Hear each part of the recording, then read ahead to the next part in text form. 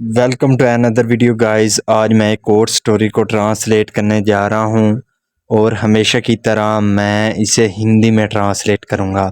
इस वीडियो में मैं आपको वर्ड बाय वर्ड मीनिंग के बारे में बताऊंगा और साथ में ग्रामर के पार्ट को भी कवर करूंगा। तो आपसे गुजारिश है कि इस वीडियो को लास्ट तक ज़रूर देखिएगा ताकि आप इसको अच्छे तरीके से समझ सकें। तो वीडियो शुरू करते हैं। लॉन्ग अगो का मतलब होता है काफ़ी अरसा पहले। इन एंशियंट जापान, एंशियंट का मतलब होता है कदीम, पुराना। तो पुराने जापान में a young lad was eager to learn the art of karate. A young lad, lad कहते हैं लड़के को, यंग कहते हैं जवान। तो एक जवान लड़का वाज ईगर, ईगर का मतलब होता है उत्सुक होना। तो वो उत्सुक था टू लर्न, सीखने के लिए, the art of karate, art कहते हैं कला को। तो जो कराटे की कला थी उसको सीखने के लिए जो नौजवान लड़का था वो उत्सुक था। एंड वेंट, गो की सेकंड फॉर्म है वेंट।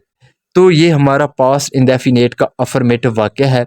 और वो गया to the most experienced master in the land. तो वो गया किसके पास? द मोस्ट एक्सपीरियंस, एक्सपीरियंस का मतलब होता है तजुर्बेकार। तो सबसे ज्यादा जो तजुर्बेकार मास्टर था इन द लैंड, उस जमीन का यानी कि जापान का, उसके पास वो गया। तो इसका क्या मतलब हुआ कि बहुत अरसा पहले कदीम जापान में एक नौजवान लड़का कराटे की कला सीखने के लिए उत्सुक था और वो जापान के सबसे तजुर्बाकार जो मास्टर था उसके पास गया। What do you wish from me? The master asked. Ask का मतलब पूछना ही नहीं होता, इसका मतलब कहना भी होता है, लेकिन यहाँ पे पूछने के सेंस में है। तो मास्टर ने पूछा what do you wish, wish का मतलब होता है इच्छा, तुम्हारी क्या इच्छा है या तुम क्या चाहते हो। फ्रॉम मी, मुझसे। तो मास्टर ने पूछा कि तुम मुझसे क्या चाहते हो। I wish to be your student and become the finest karateka in the land, the boy replied. तो बच्चे ने क्या जवाब दिया? आई विश, मेरी इच्छा है, टू बी, बनने की, योर स्टूडेंट, तुम्हारा शिष्य, यानी कि तुम्हारा स्टूडेंट बनने की मेरी इच्छा है। And become the finest, finest का मतलब होता है सबसे अच्छा, और सबसे अच्छा जो करेटका है इन द लैंड, इस ज़मीन का यानी कि जापान का सबसे जो बेहतरीन करेटका है वो मैं बनना चाहता हूँ।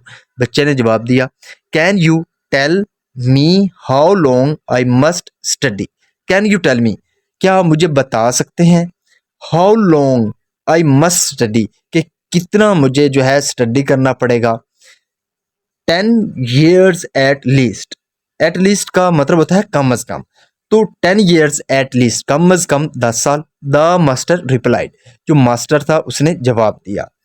10 years is a long time, 10 साल बहुत ज्यादा समय है। सेड द बॉय, लड़के ने कहा। वट इफ, वट इफ का मतलब है क्या होगा। तो क्या होगा? आई स्टडीड ट्वाइस, अगर मैं स्टडीड करूं यानी कि मैं पढ़ूं ट्वाइस, दुगना, as hard as your other students, यानी कि जितने तुम्हारे दूसरे जो स्टूडेंट हैं वो सख्त मेहनत करते हैं, अगर मैं दुगनी मेहनत करूं उनसे तो क्या होगा? 20 years, 20 साल। रिप्लाइड द मास्टर, मास्टर ने जवाब दिया। 20 years, 20 साल। वट इफ, क्या होगा? I practise day and night with all my effort. If I practise, अगर मैं प्रैक्टिस कर रहा हूँ, डे एंड नाइट यानी कि रात दिन में प्रैक्टिस करता हूँ, विद ऑल माई एफर्ट, पूरी अपनी ताकत के साथ अगर मैं रात दिन उसकी प्रैक्टिस करता हूँ तो क्या होगा? 30 years in that case, 30 year, 30 साल, इन दैट केस, उस मामले में, तो उस मामले में 30 साल। वॉज द मास्टर रिप्लाई, तो ये क्या था? मास्टर्स रिप्लाई, मास्टर का जवाब था। यहाँ पे मास्टर के बाद अपॉस्ट्रोफी एस है, इसका मतलब होता है काके की।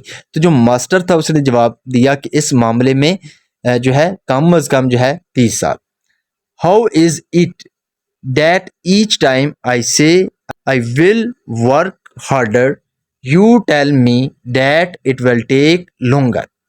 हाउ इज इट, ये यानी कि ये कैसा है दैट ईच टाइम कि हर समय आई से मैं कहता हूँ आई विल वर्क हार्डर कि मैं सख्त मेहनत करूंगा। यहाँ पे विल के साथ वर्ब की फर्स्ट फॉर्म है। ये हमारा फ्यूचर इंडेफिनेट का अफर्मेटिव वाक्य है। तो ऐसा कैसे है कि हर समय जब मैं कहता हूँ कि मैं ज्यादा मेहनत करूंगा, ज्यादा काम करूंगा, यू टेल मी, आप मुझे बताते हैं, that it will take longer कि ये ज्यादा समय लेगा। यहाँ पे यू के साथ वर्ब की फर्स्ट फॉर्म है। ये हमारा प्रेजेंट इंडेफिनिट का अफर्मेटिव वाक्य है।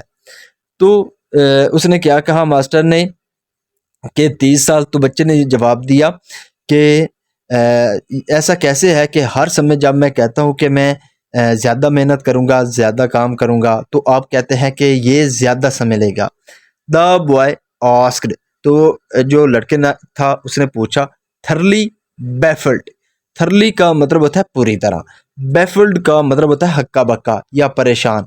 तो परेशान होकर उसने पूरी तरह, यानी कि जो लड़का था वो पूरी तरह परेशान हो गया जब उसने ये सुना। द आंसर इज क्लियर, जो जवाब है इज क्लियर, वो साफ है। रिप्लाइड द मास्टर, मास्टर ने जवाब दिया। विद अ स्माइल, किसके साथ?